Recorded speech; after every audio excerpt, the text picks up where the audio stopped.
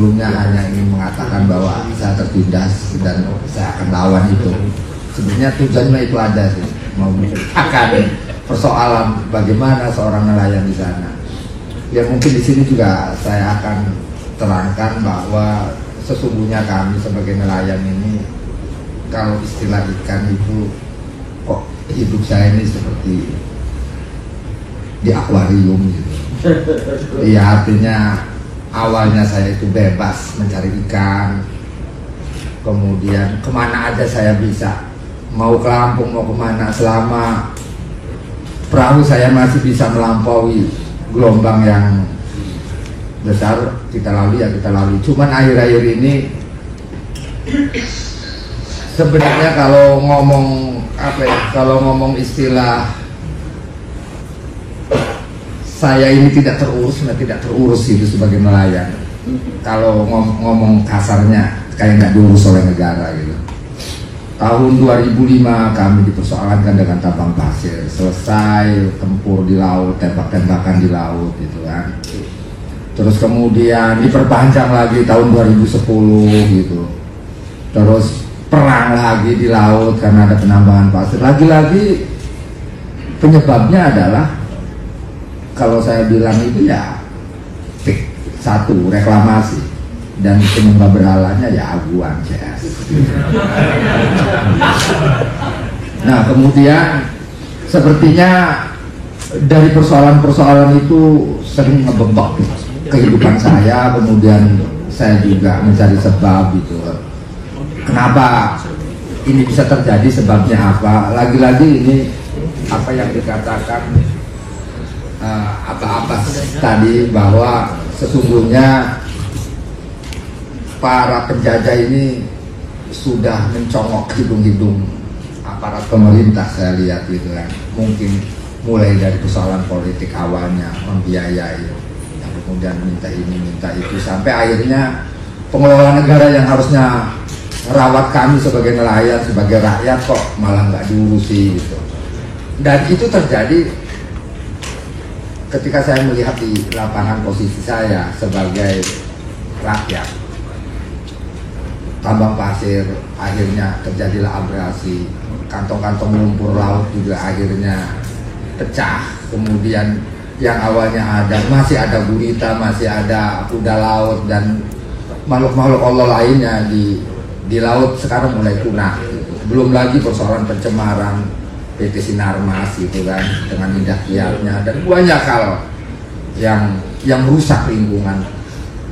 Makin kesini kami juga dibenturkan lagi dengan persoalan pagar laut gitu kan. Saya pikir pagar laut ini adalah budidaya, ternyata bukan juga. Kami pikir ini budidaya rumput laut, juga bukan juga. Akhirnya justru saya lebih masuk, wah ini kok seperti tambak gitu. Nah ketika saya melihat kejadian ini, saya justru pikir, oh ini ada transaksi laut. Sebenarnya waktu saya ngomong di ELC itu sebenarnya masih sebatas analisa sebenarnya. Cuman karena saya saking nekatnya aja, nggak mungkin salah ini, saya pikir lah nggak mungkin gitu. Belum punya data, dan saya paling konsekuennya satu, siap mati, siap di penjara, udah itu aja, dua itu aja. Sehingga saya ungkap itu bahwa ini ada transaksi. Kan saya pernah bilang, maaf sebelumnya, kata saya bukan beramal, tapi ini saya pastikan bahwa ada transaksi laut gitu. Ada tangan-tangan yang mencoba untuk menyerobot atau menggarong kedaulatan kita gitu, yaitu laut, ruang laut yang nggak boleh ini kan kedaulatan negara. Nah setelah kami melihat ini, saya jadi terpikir, dulu saya sempat sekolah pas saya tidur, sempat sekolah SMP doang tapi cuma lulusan SMP Muhammadiyah Kondang. Nah ketika saya melihat persoalan-persoalan di lapangan, kok saya ini merugi terus gitu kan. Supaya saya beruntung, saya harus apain?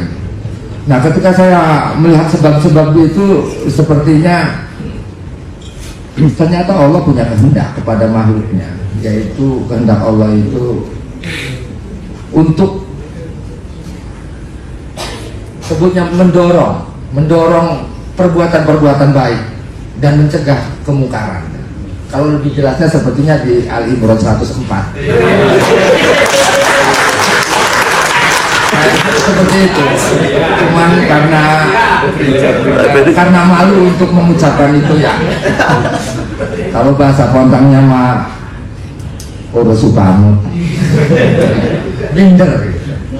Ya artinya, wah saya berarti ini harus memerintahkan suatu tindakan yang baik dan harus mencegah kemungkaran. Cuman lagi-lagi ternyata penyebab kemungkaran ini adalah justru orang-orang yang saya anggap ini bermodal besar. Kalau jam sekarang oligarki ya, kata jam sekarang bilangnya oligarki.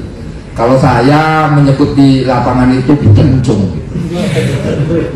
Buta encung itu jadi apa aja caplok. Dan nggak pernah kenyang, caplok, laut dicaplok, gunung caplok, apa aja dicaplok, bahkan dunia beserta isinya. Kita semua ini juga dicaplok juga, dan itu tidak akan pernah kenyang, karena si buta encung ini adalah berwatak serakah, rakus, nggak pernah kenyang.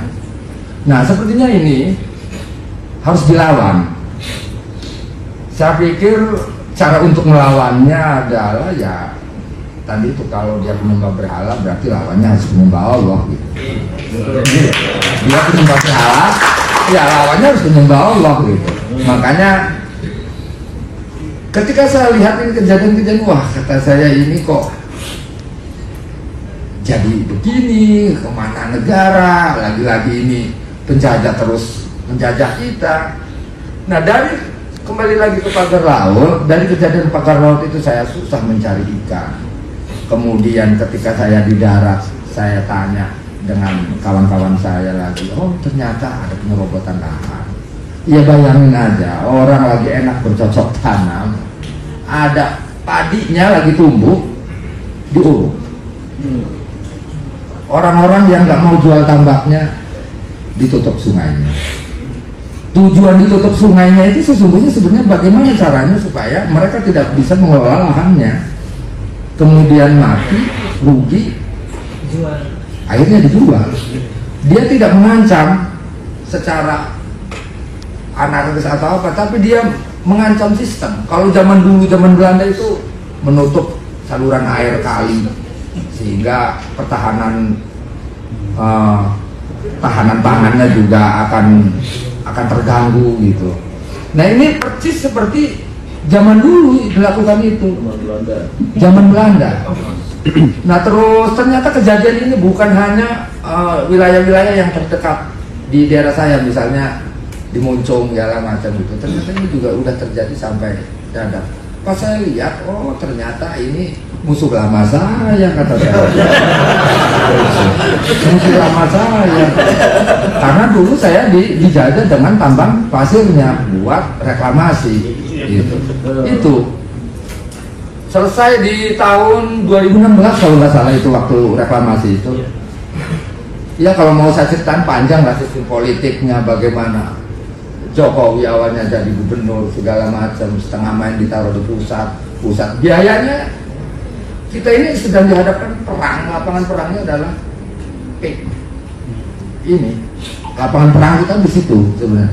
Makanya akhirnya saya coba untuk memberanikan diri, kata saya ini harusnya yang melawan ini ya, kalau boleh dibilang masalah gitu, saya ini sampah. Artinya ketika disampahkan pun saya mau udah siap karena jadi sampah udah. Kalau kaleng mah kaleng gepeng, udah nggak bisa digepeng lagi. Mungkin ini lawannya, kata saya. Ya karena gimana, saya harus diam diri, saya dijajah, yang melawan raksasa, kata. Tapi ya kalau kita berpikir ke akidah keyakinan Allah, ya saya pikirlah makhluk gitu kan, sehebat-hebatnya makhluk tetap tidak abadi.